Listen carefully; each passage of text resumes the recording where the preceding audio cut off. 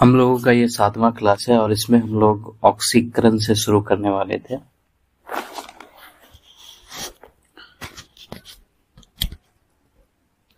ठीक, इसमें हम लोग देखेंगे कि जो रासायनिक अपक्षय है उसमें किस तरह से उसके जो प्रकार हैं उसमें सेलों का क्षरण जो है किस तरह से होता है। तो उसके लिए हम लोग सबसे पहले ऑक्सीकरण को देख रहे हैं। देखो क्या होता है कि जब मौसम आर्द्र होता है तो जो खनिज होते हैं अगर उसमें लौह उपस्थित है यानी आयरन उपस्थित है तो वो ऑक्सीजन के साथ मिलके जो है लौह ऑक्साइड बना लेता है। इससे जो सेल है या चट्टान है वो जर्जर या छिन्न हो जाता है। जैसे कि आपने देखा होगा कि कोई कील वगैरह रहता है, ठीक है, लोहे का, इसमें जंग लगने की घटना आपने देखी होगी। ठीक, इसमें जंग जो है इस तरह से लग जाया करता है। तो ये क्या हो रहा है, ये भी जो है इसका क्षरण ही हो रहा है।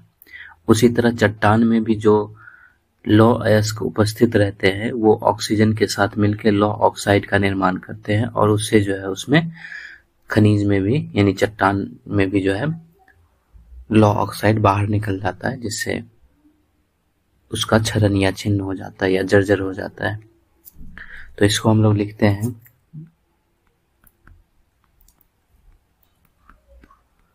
आर्द्र मौसम में सेलों में उपस्थित लौह खनिज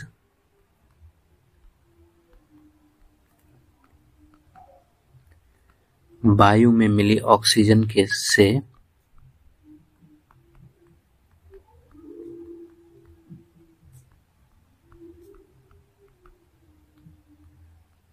संयुक्त हो जाते हैं,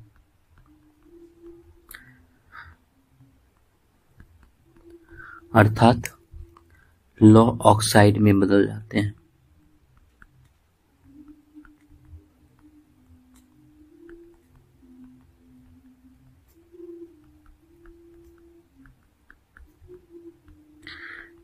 इससे सेल जर्जर और छिन्न हो जाते हैं, छिन्न हो जाते हैं। अगर इसको हम लोग फॉर्मुलेट करने की कोशिश करें तो FeO प्लस O2 ये फेरस ऑक्साइड है और ये जो है Fe2O3 का निर्माण करेगा और इसको बैलेंस करें तो यहाँ पर 4FeO प्लस O2 हो जाएगा और इधर 2Fe2O3 हो जाएगा। फेरस ऑक्साइड, ठीक, और इधर क्या बन जाएगा, फेरिक ऑक्साइड।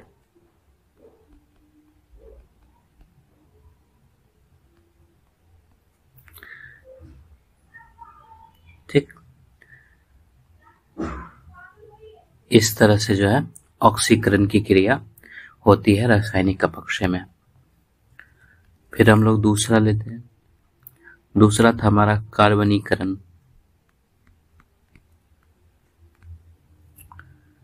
कार्बनीकरण में क्या होता है, जो बारिश का पानी होता है यानी वर्षा जल, वो वायुमंडल में जो कार्बन डाइऑक्साइड होता है उससे अभिक्रिया करता है और कार्बोनिक अम्ल का निर्माण करता है। और जब वही कार्बोनिक अम्ल जो है वो तो एसिड है, वो किसी चट्टान पे गिरता है, ठीक है, तो उसमें चूने की मात्रा होती है ना, ठीक है, चट्टान में चूने की मात्रा होती है, तो वो चूना से फिर अभिक्रिया करके जो है कैल्शियम बाइकार्बोनेट बना लेता है।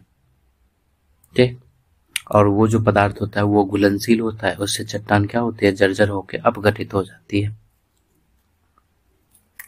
यानी कि जब वर्षा जल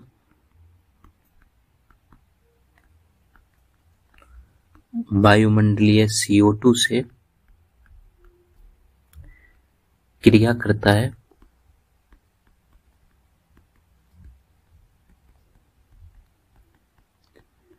तब कार्बोनिक अम्ल का निर्माण करता है।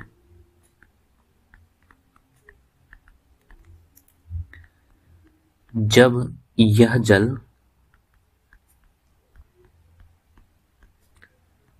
ऐसी चट्टानों पर गिरता है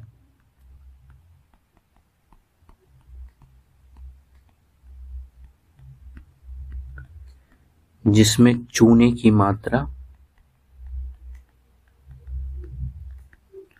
होती है, तब यह चूने से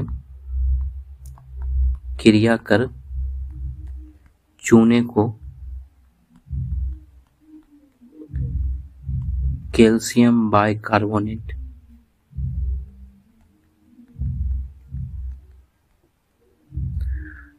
में बदल देता है,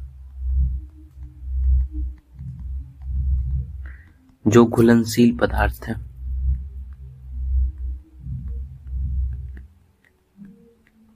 जो घुलनशील पदार्थ है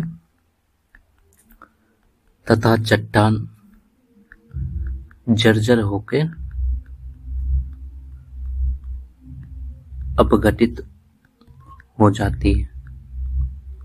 ठीक, जब वर्षा जल वायुमंडलीय CO2 से क्रिया करता है तब कार्बोनिक अम्ल का निर्माण करता है।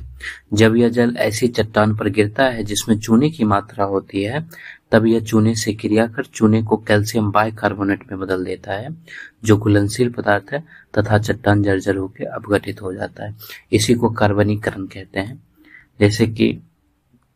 जैसे ये जल है, ये CA2 से अभिक्रिया करेगा। यहाँ पे है ना, वायुमंडलीय वर्षा जल जो है, ये वर्षा जल वायुमंडलीय CO2 से क्रिया करता है। तो यहाँ पे ये जल हो गया पानी, ठीक है, CO2 कार्बन डाइऑक्साइड हो गया, ये दोनों अभिक्रिया करके जो है H2CO3 का निर्माण करेगा।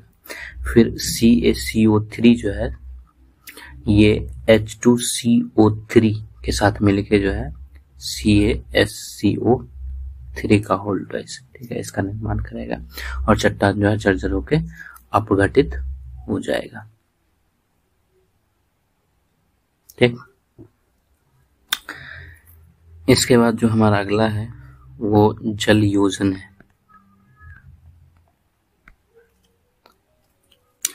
देखो, कोई भी चट्टान है, ठीक, अगर उसमें खनिज है तो वो जल को अवशोषित करता है। ठीक, तो अवशोषित करने से क्या होगा, उसके आयतन में वृद्धि हो जाएगा। सिर्फ आयतन में नहीं वृद्धि होगा बल्कि उसका रंग भी बदल जाता है। ठीक, तो अब उस प्रक्रिया में क्या करता है कि आयतन बदल रहा है, यानी कि उसमें संकुचन, फैलना, ये सारी चीजें आ रही है। दूसरी चीजें, रंग बदल रहा है, तो उसमें अब जो ऊष्मा का अवशोषण होगा वो भी उसको भी प्रभावित करेगा, तो उससे भी जो है सेल का अपघटन होता है। तो उसी को जल योजन कहा जाता है। तो जब सेल का कोई खनिज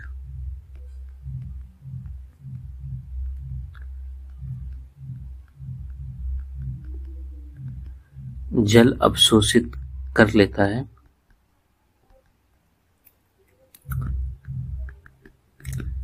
तब न केवल उसके आयतन में वृद्धि होती है,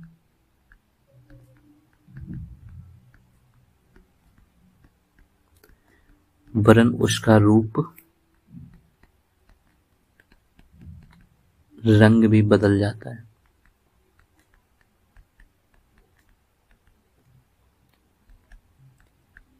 इस प्रक्रिया में भी सेल अपघटित होती है। ठीक, जैसे CaSO4 है, ये 2H2O के साथ मिलेगा, ठीक, एनहाइड्रेट, और फिर इधर जो है ये जिप्सम का निर्माण करेगा, यानी CaSO4.2H2O, ठीक है, ये जिप्सम हो गया, जिप्सम का निर्माण करेगा। इसी तरह जो है अगर अल्युमिनियम है तो Al2O3 जो है 3H2O के साथ मिलकर, यानी जल के साथ मिलकर ये बॉक्साइड हो गया। बॉक्साइट, ये एनहाइड्राइड। ठीक, इसके साथ मिलके जो है ये Al2O3.3H2O का निर्माण करेगा। ये जो है हाइड्रेट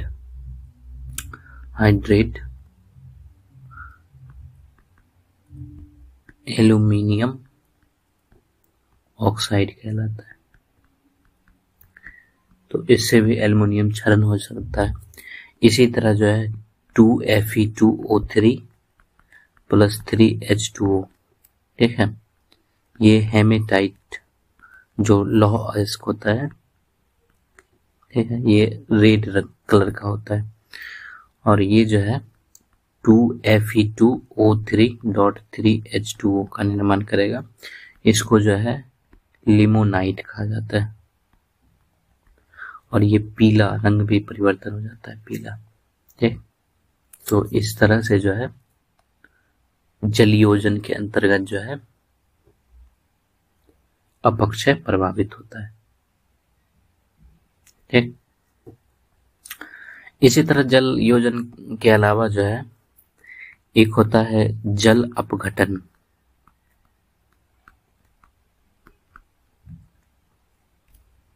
ठीक, जल अपघटन में क्या होता है कि चट्टान के खनिज जब जल का अवशोषण करते हैं तब रासायनिक क्रिया के अधीन जो है जो उसका मूल पदार्थ होता है वो नया यौगिक बना लेता है, और उसके वजह से यौगिक बनने की वजह से वो आसानी से अपक्षय हो जाता है। ठीक, जब अपघटन में चट्टानों के खनिज जब जल का अवशोषण करते हैं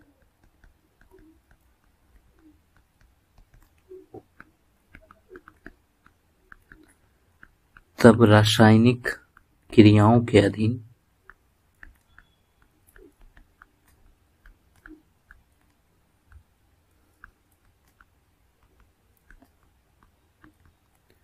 मूल पदार्थ नए यौगिकों में बदल जाता है।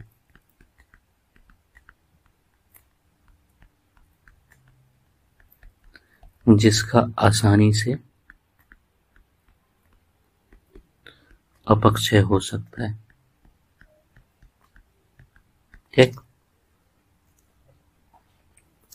जैसे 2KaLSI3O8, ये जो है 2H प्लस के साथ मिलेगा, फिर इसमें 9H2O आ जाएगा और ये निर्माण करेगा H4Al2Si2, और इधर ऑक्सीजन जो 8 है इधर मिलके 9 हो जाएगा, प्लस 4H4SiO4 प्लस जो है एक आयन 2K प्लस हो जाएगा। ठीक,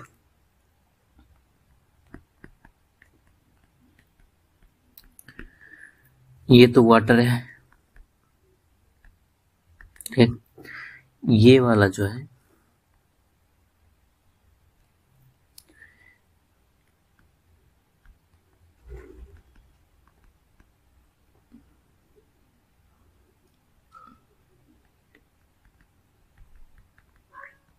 ये एसिड हो जाएगा, ये फिर पोटासियम है। ठीक,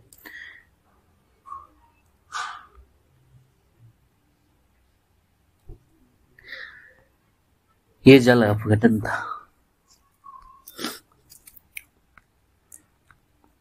अब हम लोग बिलियन देख रहे हैं।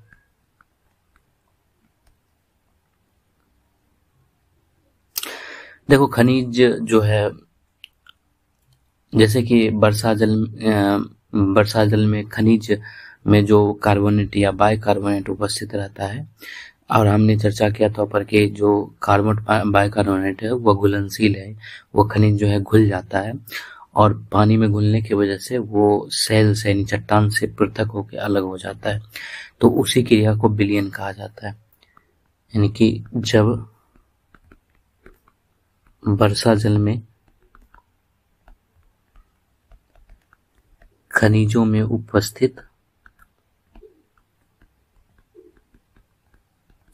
कार्बोनेट और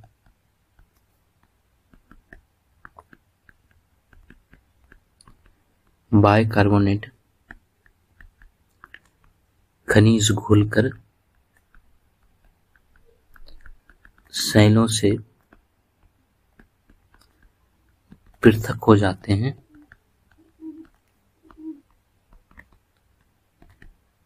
तब यह क्रिया विलयन कहलाती है। ठीक, ये चीज होता है। एक हम लोग देखते हैं सिलिका पृथक्करण। सिलिका पृथकीकरण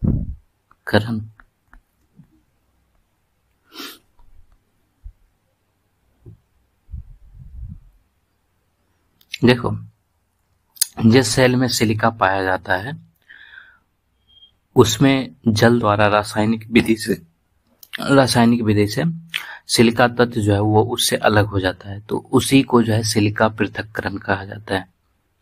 जैसे कि ग्रेनाइट सेल हुआ तो उसमें सिलिका बहुत ज्यादा पाया जाता है। ठीक, तो उसमें सिलिका जो है रासायनिक विधि से यानी जल द्वारा वो उससे अलग हो जाता है, तो उसी को सिलिका पृथक्करण कहते हैं। सिलिका युक्त सेल में जल द्वारा रासायनिक विधि से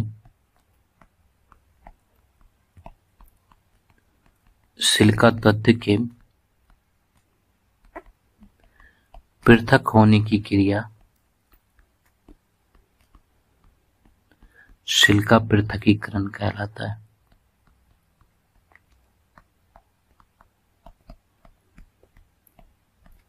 ठीक, जैसे कि एग्जांपल के लिए ग्रेनाइट सेल में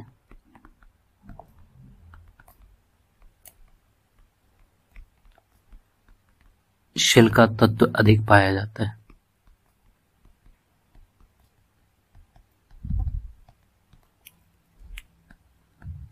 इनमें कुछ जो है मतलब क्वार्ट्ज रूप में होते हैं और अधिकांश सिलिकेट के रूप में होता है।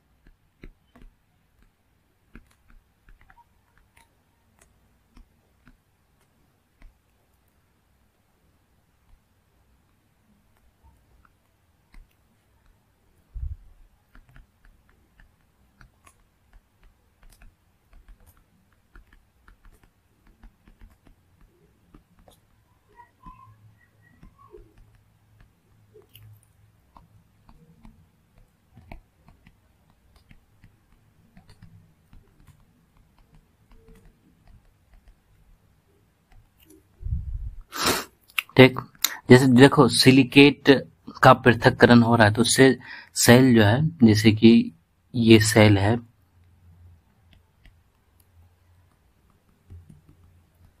ये जैसे सेल है, तो इससे सिलिकेट पृथक्करण हो रहा है, यानी सिलिकेट इससे अलग हो रहा है। चट्टान क्या हो जाएगी, चट्टान ढीली पड़ जाती है। ठीक है, ये चट्टान जो है ढीली पड़ जाएगी और ढीली हो जाती थी आसानी से इसका जो है अपक्षय हो जाता है।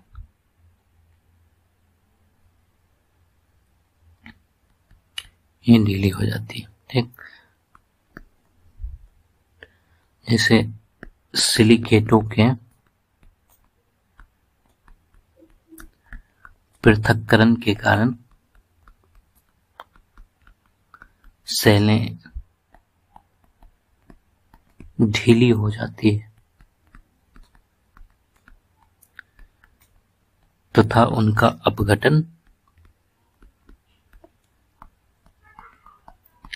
आसान हो जाता है। ठीक, एक नोट में चीजें लिख लेना।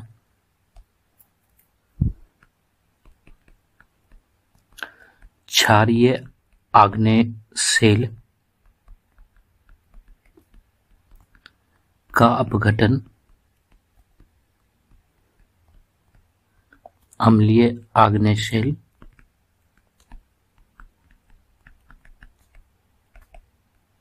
की अपेक्षा अधिक होता है। ठीक,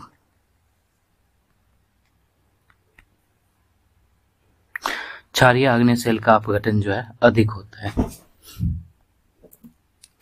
इसी तरह ये जो चट्टान है ना, एक गुलाब अपक्षय भी होता है। ये हमारा नंबर 7वां हो जाएगा। गुलाब अपक्षय, इसमें क्या होता है कि खास तौर पर जो सेल जो है आयत के मतलब कि चतुर्भुज के आकार में होते हैं। ठीक है, घनिया घना। ठीक,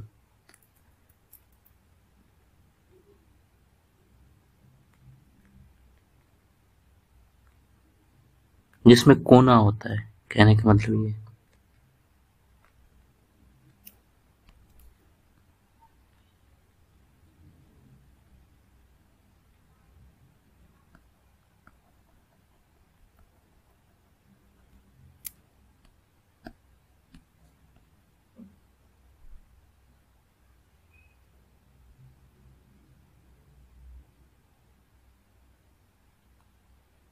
जैसे ये है,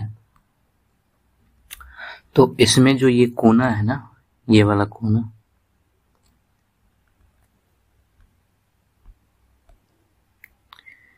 ये धीरे धीरे ना रगड़ खा के जो है इसका अपघटन होने लगता है। एक कोना आपने देखा होगा, चट्टान में जो कोना है वो टूटने लगता है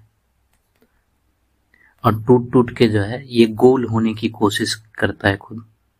ठीक, ऐसे टूटने लगता है और जो बनेगा वो क्या बन जाएगा, वो कुछ इस तरह से बनेगा।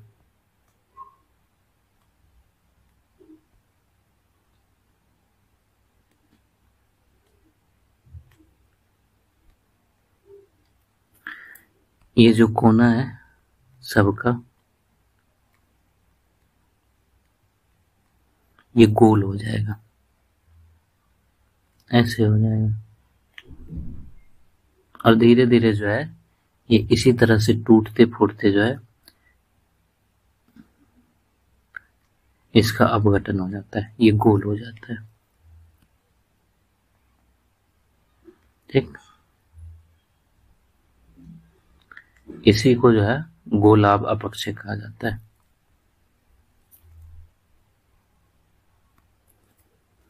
यही जो है गोलाभ अपक्षय है। इसको हम लोग लिखते हैं, वहां से समझ आएगा। यह एक रासायनिक क्रिया है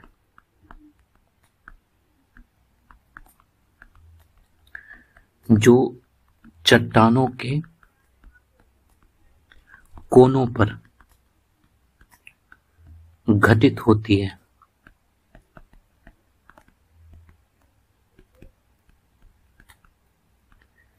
इस क्रिया के अंतर्गत आयताकार ब्लॉकों के कोने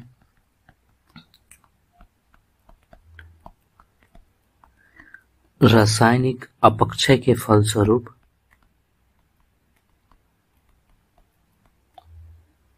नुकीले के स्थान पर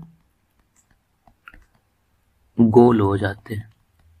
एक ये नुकीला स्थान जो है वो गोल हो जाता है। ठीक, इसी को जो है गोलाभ अपक्षय कहा जाता है। इसका फिगर कुछ इस तरह से भी बन सकता है।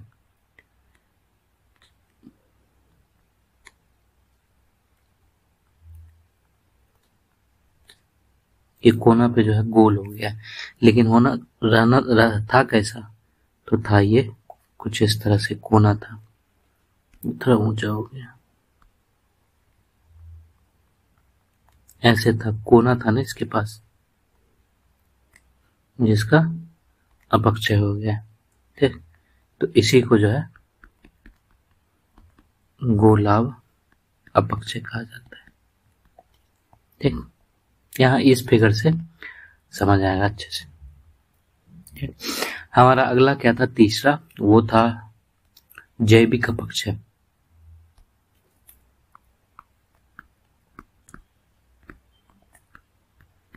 रासायनिक अपक्षय के बाद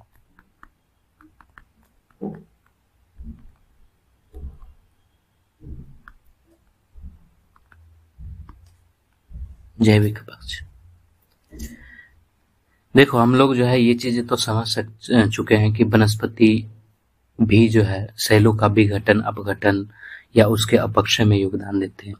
तो जंतु भी जो है अपने खुर से या किसी तरह से जो है वो सेलों के विघटन, अपघटन जो है यानी अपक्षय में योगदान देता है। और ये हमेशा विनाशात्मक हो, ये हमेशा आवश्यक नहीं होता है, क्योंकि आपने देखा था कि वनस्पति जो है, जैसे कि हम लोग एक फिगर बनाते हैं, वहां से फिर क्लियर होगा।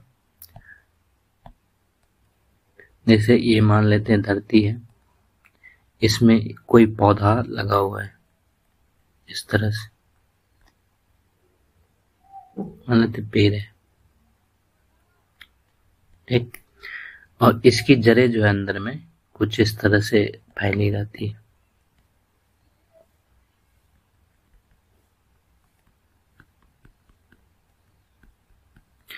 तो इसका जड़ क्या करता है, इसका जड़ जो है अपक्षय रोकने का भी तो कार्य करता है। हमने देखा था पहले यह अपक्षय रोकता भी तो है, क्योंकि इसकी जड़ें जो है मिट्टी को पकड़ी हुई रहती है। इसके अलावा जो सूर्य किरण होता है ये इससे टकराने के बाद ही धरती पे जाती है। इसके अलावा बारिश की जो बूंदें हैं उसको भी सीधा प्रहार से ये रोकता है। ठीक, तो ये अपक्षय को नियंत्रित भी करता है। लेकिन इसकी जड़ें जो है अगर किसी चट्टान में चली जाए, जैसे कि ये चट्टान है, इसमें ये दरार है और यहीं पे जो है कोई पौधा जो है निकल जाता है, मान लेते हैं ये पौधा निकल गया है, तो इसकी जड़ें क्या करती है, इसको चौड़ा करने लगती है। इससे चट्टाने जो है विखंडित हो जाता है। तो ये अपक्षय में योगदान दे रहा है। तो यहाँ पर जो है ये योगदान दे रहा है क्योंकि चट्टान का जो ये छिद्र हो रहा है इसको टूटने में जो है मदद कर रहा है। यहाँ पर जो है ये नियंत्रित कर रहा है। ठीक, नियंत्रित कर रहा है। तो इसी चीज को जो है हम लोगों को इसमें देखना है। तो हम लोग लिखते हैं वनस्पतियां तथा जंतु भी सेलों के विघटन और अपघटन द्वारा अपक्षय में योगदान देते हैं, किंतु ये सदैव विनाशात्मक हो आवश्यक नहीं है। यह आवश्यक नहीं है।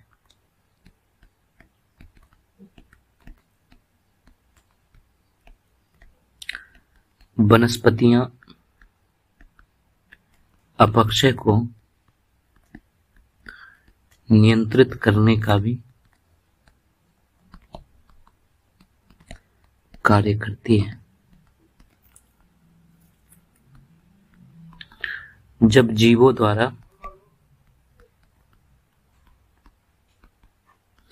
अपक्षय की क्रिया संपन्न होती है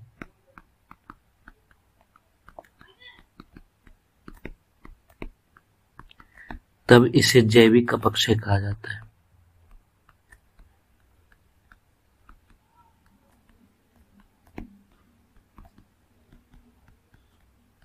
ठीक, वनस्पतियां और जंतु भी सेलों के विघटन और अपघटन द्वारा अपक्षय में योगदान देते हैं, किंतु ये सदैव विनाशात्मक हो यह आवश्यक नहीं है। वनस्पतियां अपक्षय को नियंत्रित करने का भी कार्य करती है। जब जीवों द्वारा अपक्षय की क्रिया संपन्न होती है तब इसे जैविक अपक्षय कहा जाता है। तो विनाशात्मक हमेशा नहीं होता है, ठीक है, इसको हमने ऊपर देखा। ठीक, देखो इसको जो है दो वर्गों में विभाजित किया गया है।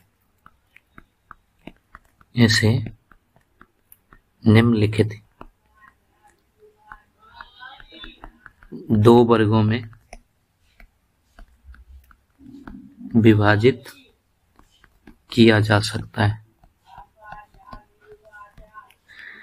एक कि जंतु और मानव द्वारा अपक्षय हो, तो उसको हम लिख रहे हैं विभिन्न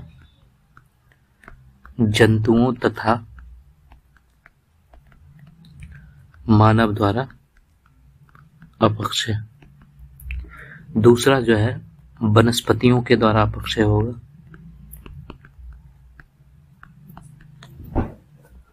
वनस्पतियों द्वारा अपक्षय, ये दो पार्ट में इसको बांटा गया। हम लोग पहले देखते हैं विभिन्न जंतुओं तथा मानव द्वारा अपक्षय।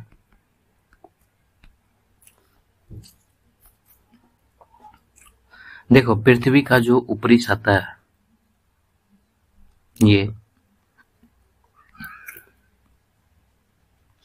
पृथ्वी का मान लेते हैं ऊपरी सतह है।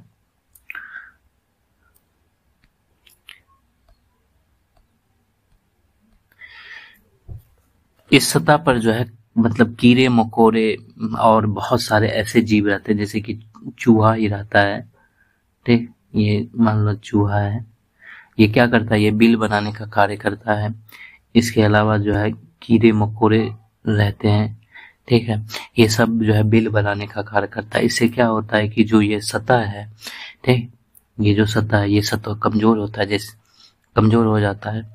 जैसे दीमक हो गया, चूहा हो गया, वो सतह को कमजोर करता है और इसके इस कार्य से जो है चट्टानें टूटती फूटती हैं और ये अपक्षय में योगदान देता है। तो इसलिए मैंने लिखा है विभिन्न जंतु तथा मानव द्वारा अपक्षय। ठीक, जैसे कि आपने केचुआ को देखा होगा, तो वो बगान में अपक्षय करता है खेती में, इसलिए उसे किसान का मित्र कहा जाता है। ठीक, इसके अलावा जो है मानव जो है मनुष्य, वो क्या करता है, जैसे कि पेड़ पौधे होते हैं, ठीक, उसको वो काट देता है, निर्वनीकरण करता है। इसके अलावा खनन हो गया, ठीक, इसके अलावा जो है अवसंरचना का निर्माण करता है मानव, तो उसमें भी जो है बड़ी मात्रा में चट्टानों को तोड़ा फोड़ा जाता है।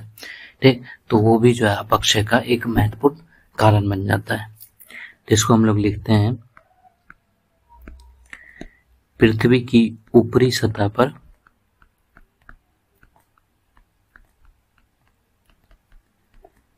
निवास करने वाले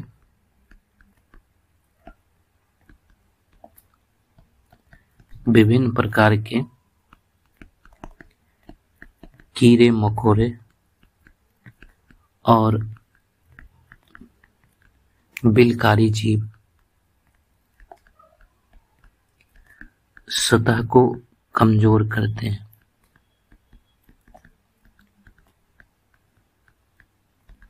जिनमें दीमक, चूहे आदि शामिल हैं। इनके कार्यों से चट्टानें टूटती फूटती है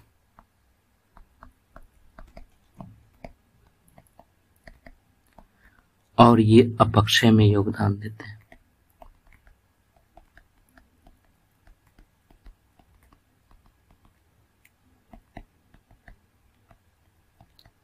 केचुआ बागानों में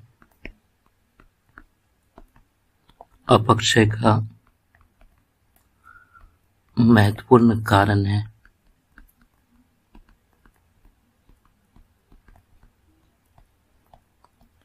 इसके अतिरिक्त मानव द्वारा निर्वनीकरण, खनन और अवसंरचना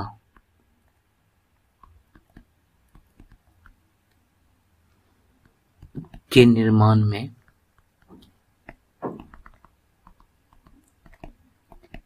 बड़ी मात्रा में चट्टानों को तोड़ा फोड़ा जाता है। ठीक। और वर्तमान में जो है मानव जनित अपक्षय जो है, मानव जनित क्रिया जो है वो अपक्षय के लिए सबसे बड़ा उत्तरदायी है। तो वर्तमान में मानव जनित क्रियाएं बड़े पैमाने पर अपक्षय के लिए उत्तरदायी। ठीक, ये था जंतुओं द्वारा तथा मानव द्वारा अपक्षय। अब हम लोग जो है इसका दूसरा कौन सा है, वनस्पतियों द्वारा अपक्षय को देखते हैं।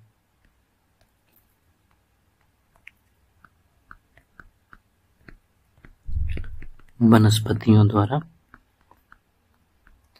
अपक्षय चीजें वही है जो जानकारी में है, वही इसकी जड़ें चट्टान में प्रवेश करेगी, चट्टान के दरारों को तोड़ेगी। ठीक है, उसको यांत्रिक अपक्षय कहेंगे।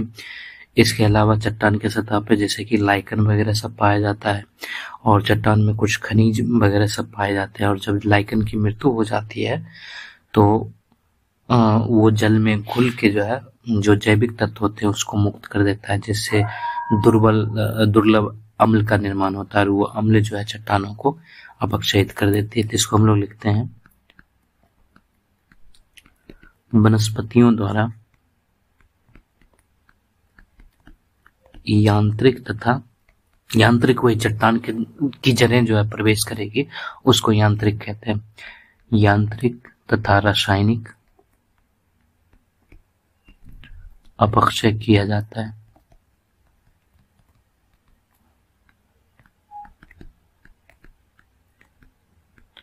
जब वनस्पतियों की जड़ें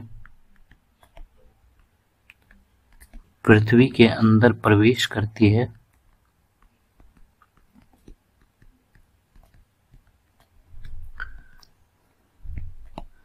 तो वे चट्टानों की दरारों को और चौड़ा कर देती है,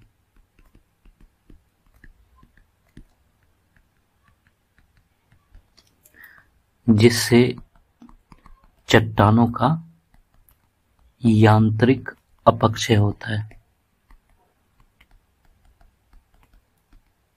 ठीक, इसके अलावा जो है नम चट्टानी सतह पर वही लाइकेन वाला लाइकेन पाए जाते हैं।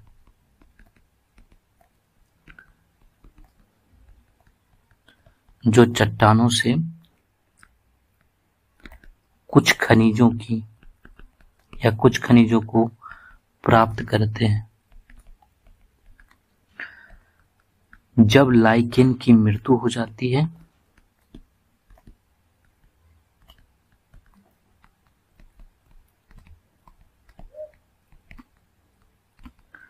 तब वह जल में घुलित जैविक तत्वों को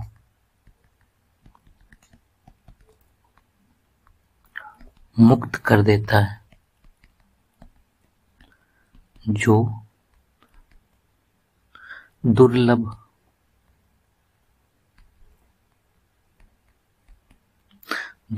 लिखना चाहिए, दुर्लभ अम्ल का निर्माण करते हैं। ठीक, नमी चट्टानी सतह पर लाइकेन पाए जाते हैं जो चट्टानों से कुछ खनिजों को प्राप्त करते हैं। जब लाइकेन की मृत्यु हो जाती है तो वह जल में घुलित जैविक तत्वों को मुक्त कर देता है, जो दुर्लभ अम्ल का निर्माण करते हैं। ये दुर्लभ अम्ल रासायनिक अपक्षय को सक्षम करता है। तो ये दुर्लभ अम्ल रासायनिक अपक्षय करने में सक्षम होते हैं। ठीक, जैसे एग्जाम्पल के लिए जो है शैवाल द्वारा ग्रेनाइट सेल का अपक्षय किया जाता है।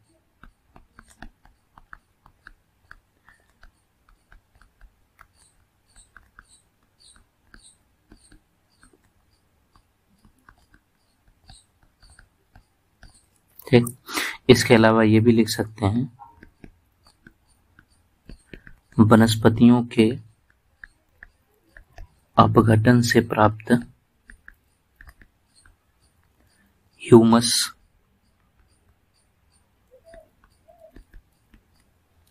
द्वारा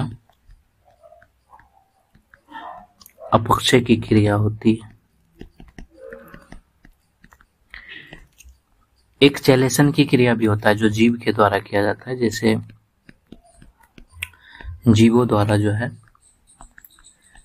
चेलेशन की क्रिया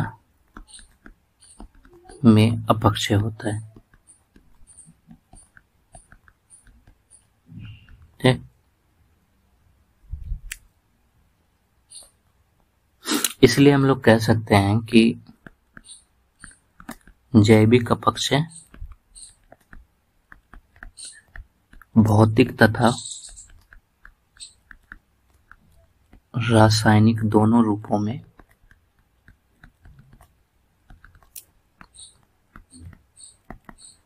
अपक्षय को संपन्न करता है।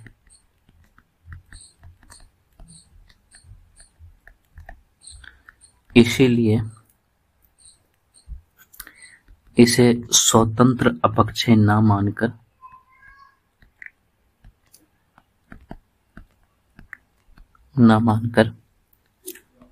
कुछ विद्वान भौतिक और रासायनिक अपक्षय के अंतर्गत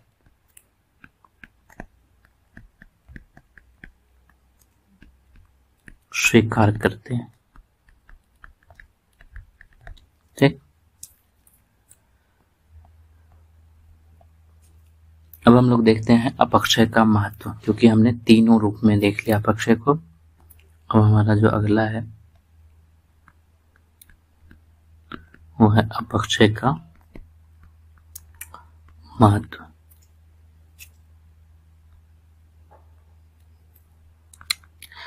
हमने देखा था कि अपक्षय जो है भूपृष्ठ पर यानी कि धरा पर जो है विषमताओं को कम करता है, क्योंकि अपक्षय हो रहा है यानी कि समतल बनाने का कार्य करता है।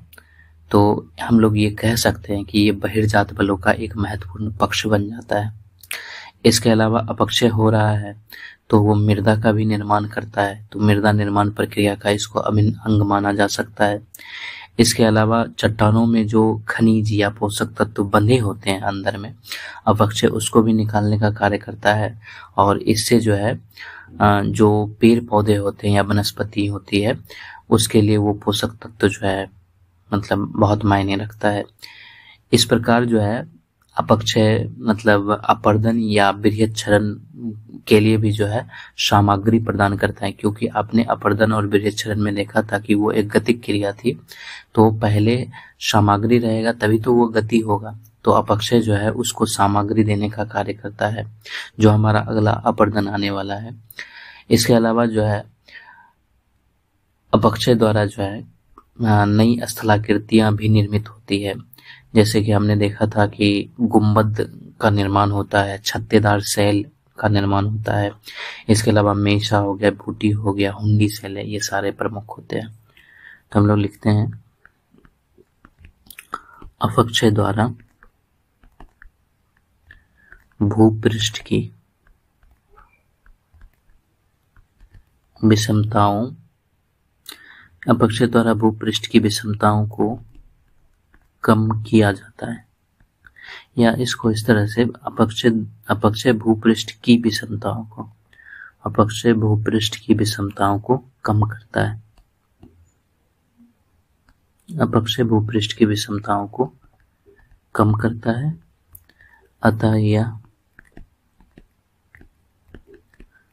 बहिर्जात बल का महत्वपूर्ण पक्ष बन जाता है। ठीक। इसके अलावा हमने क्या बोला कि अपक्षय जो है ये अपर्दन और वीर्यक्षरण के लिए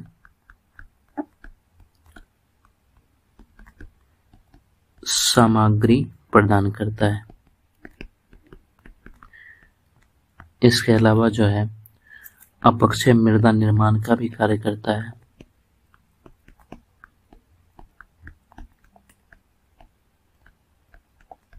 प्रक्रिया का अभिन्न अंग है। ठीक। वनस्पतियों को खनिज पोषक तत्व प्राप्त करता है, जिसको हम लिख सकते हैं अपक्षय द्वारा चट्टानों में बंधे खनिज और पोषक पदार्थ मुक्त हो जाते हैं, जो वनस्पतियों के विकास हेतु सहायक हैं।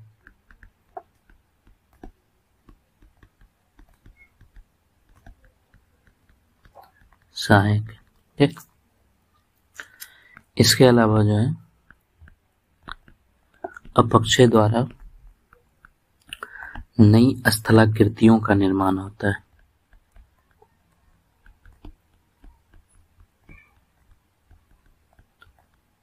एग्जाम्पल के लिए जो है अपदलित गुम्बद ले सकते हैं, छत्तेदार सेल ले सकते हैं, मेसा हो गया, बूटी हो गया, एक हुडू सेल होता है, आप इसे नेट पे देखें ना, हुडू सेल है।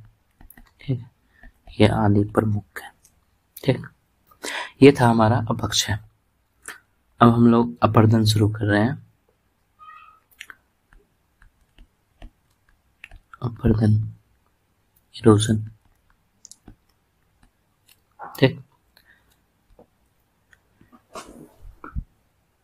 देखो हमने बात की थी अपर्दन जो है वो एक गतिक प्रक्रिया है। हालांकि इसकी परिभाषा को लेकर विद्वानों में हमेशा विवाद रहा है। इसको हम कुछ इस तरह से कह सकते हैं कि अपर्दन जो है वो भू आकृति का प्रक्रम है। ठीक है, जिसमें जो अपर्दनकारी अभिकर्ता होते हैं, यानी इसके जो एजेंट्स होते हैं, वो भूपृष्ठ से पदार्थों की प्राप्ति करें, यानी अपक्षय के द्वारा जो पदार्थों की प्राप्ति होती है, उस पदार्थों की प्राप्ति कर उसका स्थानांतरण यानी कि उसका परिवहन करते हैं। ठीक है, अपर्दन। और जहां पर अपक्षय जो है वो स्थैतिक क्रिया थी, वहीं पर अपर्दन जो है वो गतिक प्रक्रिया है। ठीक, इसको हम लोग लिखते हैं अपर्दन हुआ भू आकृतिक प्रक्रम है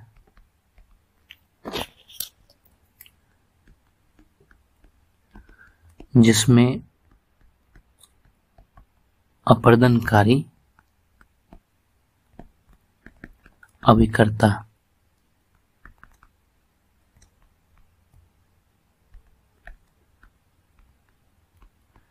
भूपृष्ठ से पदार्थों की प्राप्ति कर उनका स्थानांतरण अर्थात परिवहन करते हैं। ठीक, इसको ये भी कह सकते हैं कि अपर्दन अपक्षय के विपरीत गतिक प्रक्रिया है। ठीक,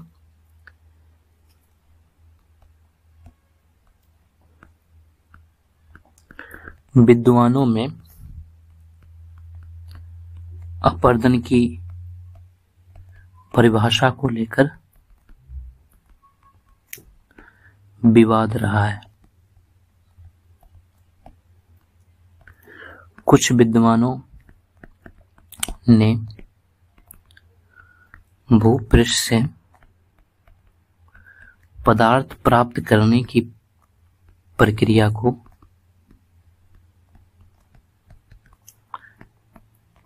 अपर्दन माना है, जबकि कुछ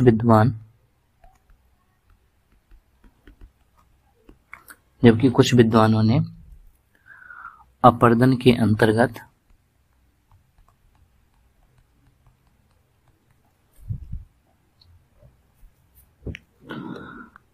भूपृष्ठ से पदार्थों की प्राप्ति करने के साथ साथ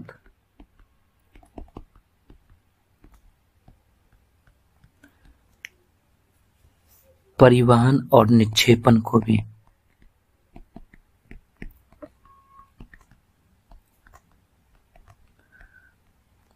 अपर्दन माना है। को भी या को ही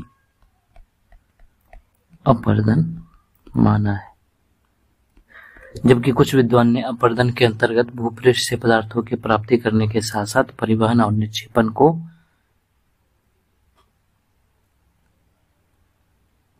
अपर्दन माना है। ठीक, वस्तुतः अपर्दन के अंतर्गत भूपृष्ठ से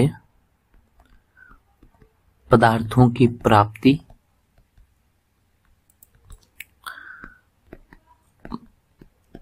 प्राप्त पदार्थों का परिवहन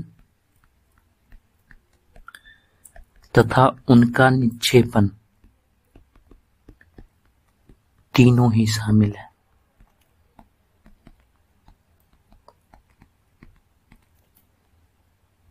ठीक, अपर्दन के प्रमुख अभिकर्ता इसमें हम लोग किसको मान सकते हैं? बहता हुआ जल,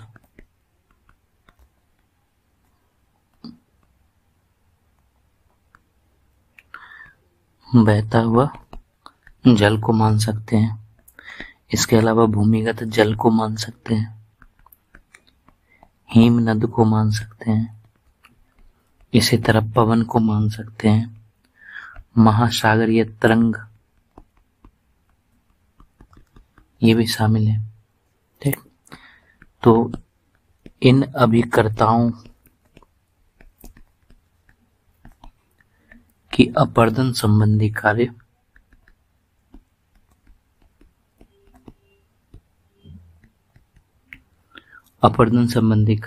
विधियां अलग अलग है। जो विशिष्ट स्थलाकृतियों को जन्म देती है, किंतु इन सब के कार्यकलापों को या कार्यकलापों में निम्नलिखित 5 समानताएं पाई जाती हैं।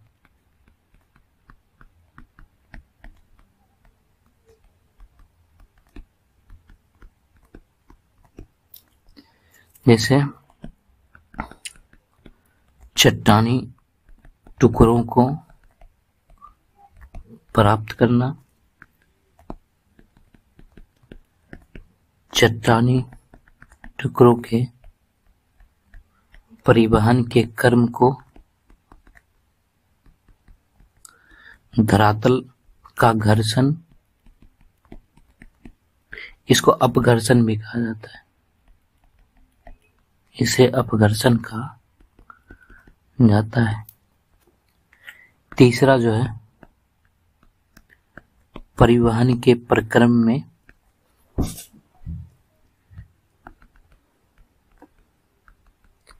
इन चट्टानी टुकड़ों का आपस में टकराकर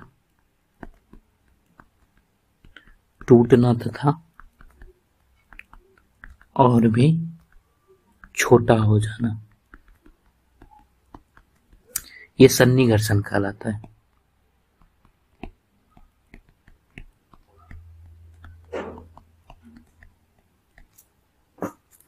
इसके अलावा जो है गतिशील प्रक्रमों द्वारा चट्टानी मलबों का परिवहन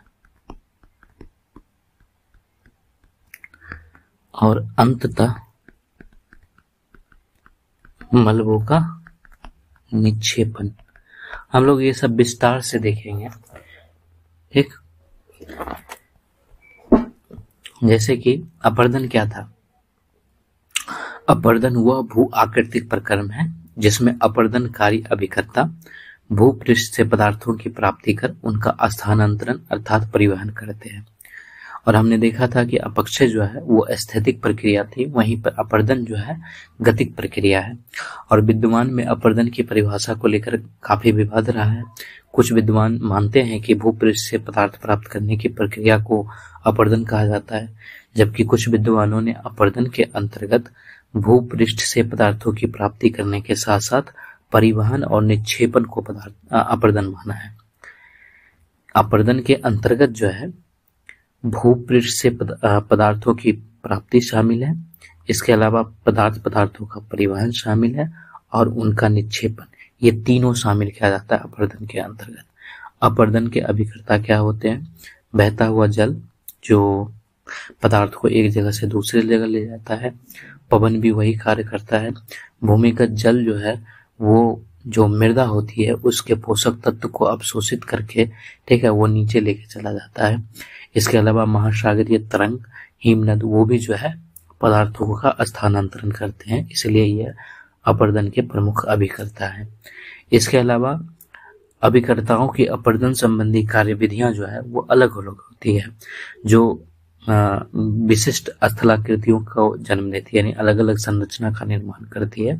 जैसे आपने समुद्र के किनारे देखा होगा कि उसके लहर से जो है वहां पर एक अलग तरह की आकृति का निर्माण होता है, जबकि नदी के किनारे जो है वहां पे किसी दूसरी तरह की आकृति का निर्माण होता है। तो इसलिए अलग अलग स्थलाकृतियों को जन्म देती है। और इन सब के कार्यकलाप में 5 तरह की समानता पाई जाती है। पहला ये है, ये चट्टानों के टुकड़े को प्राप्त करती है, ठीक है, जो अपक्षय के अधीन टूट फूट जाते हैं उसको यह प्राप्त करती है। और चट्टानी टुकड़ों के परिवहन के क्रम को धरातल पर, यानी कि जब चट्टानी चल रहा था, जैसे मान लेते हैं कि ये नदी है, ठीक है, या नदी की धारा बनाते हैं, वहां से समझ आए, ये जो है नदी की धारा है, ठीक, ये थोड़ी चढ़ाई पे है इधर वाला पार्ट। अब इसमें चट्टानी के ऐसे ऐसे टुकड़े जो है वो धारा से परिवहन होकर आगे बढ़ेगी, एक दूसरे में टकराएगी भी है, ठीक।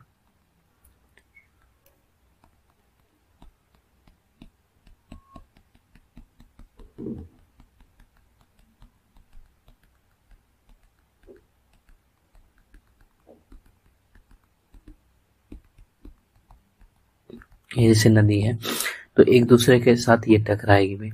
तो पहले क्या होता है कि चट्टानी टुकड़ों को प्राप्त किया जाता है, फिर जब उसको लेके आगे बढ़ता है, मान लेते हैं कि जल जो है उस टुकड़े को लेकर आगे बढ़ रहा है, तो ये जो टुकड़ा है ये इसके धरातल के साथ जो है घर्षण करता है, ठीक है, धरातल के साथ घर्षण करता है और इसी को जो है अपघर्षण कहा जाता है। अपघर्षण कहा जाता है इसको, जो धरातल के साथ घर्षण कर रहा है उसी को अपघर्षण कहा जाता है। और फिर चट्टानी टुकड़े जो है आपस में एक दूसरे के साथ टकराते हैं और उसमें भी जो है घर्षण होता है और उससे भी जो है वो छोटा हो जाता है, उसको सन्नी घर्षण कहा जाता है। तो यहाँ पे जो ये चट्टानी टुकड़े एक दूसरे के साथ टकरा रहे हैं, ठीक है, इसको सन्नी घर्षण कहा जाता है, ठीक, सन्नी घर्षण कहा जाता है। और गतिशील प्रक्रम द्वारा यानी जल द्वारा जो है चट्टानी मलबों का परिवहन हो रहा है और अंततः जो है कहीं एक जगह जाके, मान लेते हैं यहाँ पर जाके सारे चट्टानी टुकड़े जो है इकट्ठे हो जाएंगे। ठीक है, इसको निक्षेपण कहा जाएगा। ठीक, ये था अपरदन। ठीक, अब हम लोग देखते हैं विरहित क्षरण।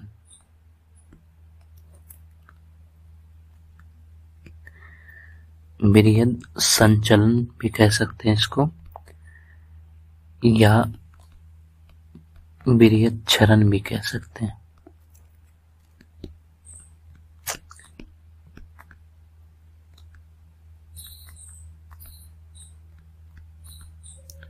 वेस्टिंग, देखो विरहित संचलन या विरहित क्षरण जो होता है वो गुरुत्वाकर्षण के अधीन ही होता है। ठीक है, यानी कि जो भूपृष्ठ पे पदार्थ है वो गुरुत्वाकर्षण बल के अधीन जो है वो एक जगह से दूसरी जगह चले जाते हैं, उसमें संचलन होता है। उसी संचलन को जो है विरहित संचलन कहा जाता है। विरहित संचलन के लिए जो है विरहित क्षरण शब्द का प्रयोग भी किया जाता है। जैसे कि जो डी ब्लिट्स या फिर पीटर मुलर थे, उन्होंने जो है विरहित संचलन शब्द को प्राथमिकता दी थी। जैसे कि थॉर्नबेरी महोदय हो गए, उन्होंने विरहित क्षरण शब्द का प्रयोग किया था। तो इसको हम लोग लिखते हैं भूपृष्ठीय पदार्थों का गुरुत्व शक्ति के अधीन या गुरुत्व बल के अधीन होने वाला संचलन विरहित संचलन कहलाता है। ठीक, विरहित संचलन हेतु विरहित क्षरण शब्द का भी प्रयोग किया जाता है।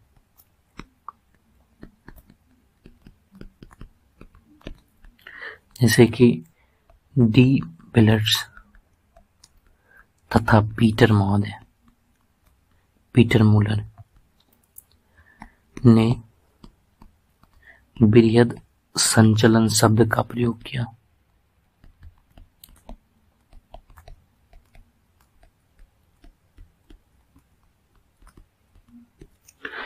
ठीक, जबकि थॉर्नबरी महोदय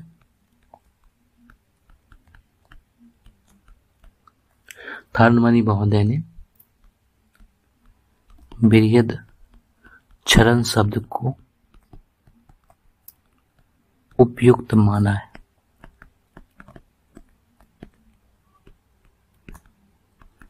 विरहित क्षरण की संकल्पना सर्वप्रथम शॉर्पे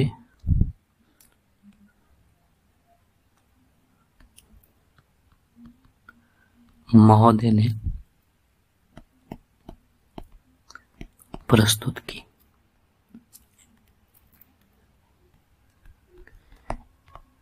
इस प्रक्रिया में उन्होंने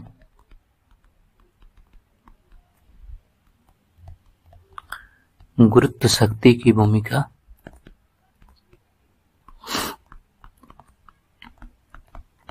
बताते हुए इसे प्रमुख भू आकृति परक्रम माना। यह प्रक्रिया मंद से लेकर अति तीव्र गति तक संपन्न हो सकती है। ठीक, देखो विरहित संचलन क्या है कि भूपृष्ठीय पदार्थों का गुरुत्व शक्ति के अधीन होने वाले संचलन विरहित संचलन कहलाते हैं। विरहित संचलन हेतु विरहित क्षरण शब्द का भी प्रयोग किया जाता है। डी ब्लिट्स तथा पीटर मुलर ने बृहत संचलन शब्द को प्राथमिकता दी, जबकि थॉर्नबेरी महोदय ने बृहत क्षरण शब्द को उपयुक्त माना है। बृहत क्षरण की संकल्पना जो है सबसे पहले सॉर्पे महोदय ने प्रस्तुत की थी और इस प्रक्रिया में उन्होंने गुरुत्व शक्ति की भूमिका बताते हुए इसे प्रमुख भू आकृति प्रक्रम माना है। यह प्रक्रिया मंद गति से लेकर तीव्र गति तक संपन्न हो सकती है। इसमें सबसे बड़ी मुख्य चीज ये है कि ये गुरुत्व शक्ति के अधीन होता है। ठीक, गुरुत्व शक्ति के अधीन होता है, गुरुत्व बल के अधीन होता है और ये जो है मंद गति से लेकर अति तीव्र गति तक होता है। ठीक, टाइम बहुत हो गया, इसमें हम लोग यहीं तक रखते हैं। फिर आगे जो है हम लोग बृहत क्षरण के कारण को जानेंगे। जो हमारा आगे शुरू होगा उसमें हम लोग शुरू करेंगे बृहत क्षरण के कारण। ठीक, यहां से शुरू करेंगे। इसमें हम लोग यहीं तक रखते हैं।